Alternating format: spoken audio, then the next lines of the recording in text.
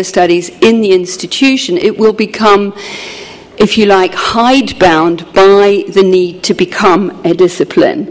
I think that's impossible. It's a contradiction in terms. Women's studies is by its very nature interdisciplinary. Why is it precarious? It's because we're always crossing and questioning disciplinary boundaries. And in my opinion, and I say that in all contexts in my university, in my opinion, that is exactly where exciting, innovative and cutting-edge research takes place, namely at the borders, across the borders of disciplines. And if you like, that's, you know, a good reason for women's or gender studies. Now, my second point about the debate between women's studies and gender studies, just briefly. We had that debate in Britain. We had it at the University of Sussex. And initially it went like this, that women's studies encompasses all kinds of approaches. It encompasses women's history, it encompasses representations of women, whether in literature or the media, it encompasses issues of social welfare and equal opportunities. It is very wide-ranging, and some people feared that the shift to gender studies would mean a kind of depoliticization. In other words, it could mean a focus simply on issues of subjectivity, identity, and sexuality, and would not need to be political. Now, I started on the women's studies side of that debate. I have moved for several reasons. One, I think there is no intrinsic reason why gender studies, as the study of gender relations as relations of unequal power, shouldn't be and must be, in my view, political. But second of all, there is a perception, even though perhaps it was inaccurate, that women's studies is only for and about women, is only the concern of women. And I think one of the important things is to make men take on board the issue of gender as completely central to and relevant to them, as well as to us.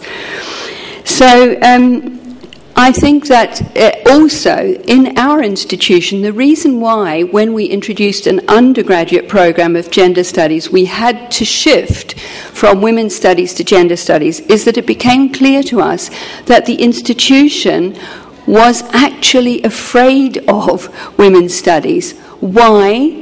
Because quite correctly, they perceived it as a political project. That is, a project which sets out to change social relations in the world, not just in the academy. And that brings me, in a way, to my third point, because I think, women's studies were seen as dangerous, as threatening, not only in terms of academic politics, but in terms in terms of what that meant in the disciplines, but in terms of what that meant in the wider world. And that relates to my third point about the debate that was held in the UK, or has always been held, really, between activists and scholars. And that is a feeling, although women's studies and gender studies in the academy arose, as Kathy said, out of feminist activism, there has always been an ongoing suspicion on the part of feminist activists that feminist academics have really betrayed the cause, and that they're in it only for their own, enhancing their own careers, that they have given up on politics, that there's a divorce, in other words, between feminist politics and feminist scholarship. I think that this leads me into a sort of reaction to some of the things I've heard here about the way the concept of difference is being conceptualized here. I have a sense that there's a lot of talk about the passion for philosophy, and while I agree with Kathy that passion is a great word, and we all obviously are in it for that reason. Why would we be in this precarious non-discipline if it weren't for our passion? But I feel that with a focus on philosophy and theory, I am missing politics.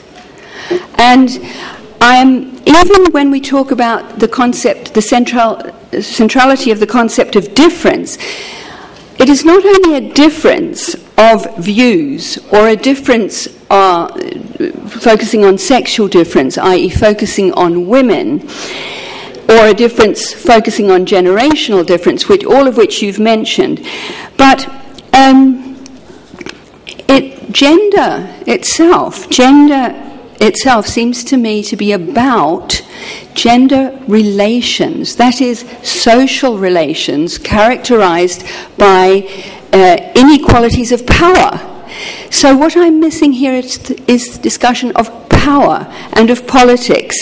And as I said before, difference, even gender difference, gender relations as relations of unequal power, are not the only differences we need to be talking about. There are other markers of difference which lead to deep discrimination.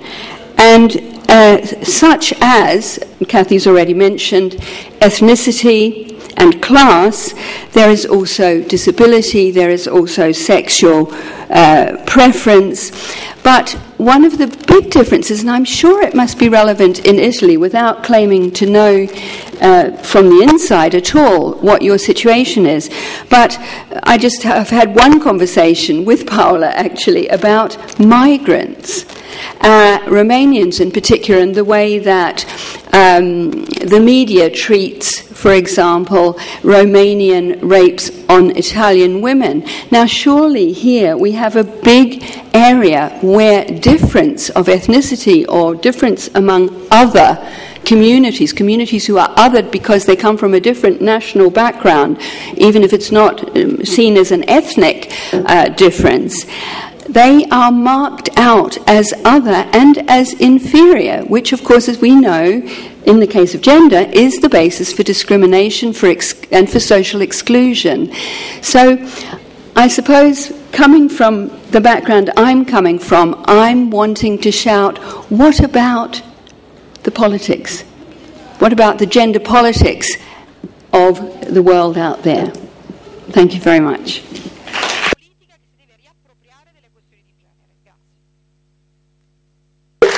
Bene, grazie.